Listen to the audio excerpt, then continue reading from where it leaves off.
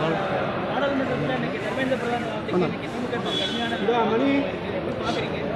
சொன்ன வார்த்தைகள் அநாகரிகமான வார்த்தைகள் உண்மைக்கு புறம்பாக பேசுவதும் இட்டுக்கட்டி பேசுவதும் தமிழ்நாட்டு மக்களுக்கு எதிராக முனைப்போடு செயல்படுவதும் பாஜக தலைவருடைய வேலை.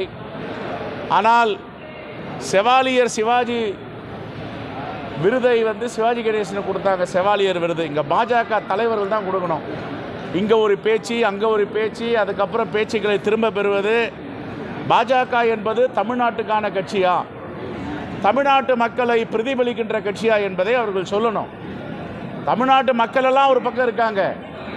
ஆனால் நாக்பூரில் என்ன அஜெண்டா ஆர்எஸ்எஸ் போட்டு கொடுக்குதோ அதை ஒன்றிய பாஜக தமிழ்நாட்டு பாஜக மூலமாக செயல்படுத்துது. இதுக்கு எதுக்கு ஒரு கட்சி?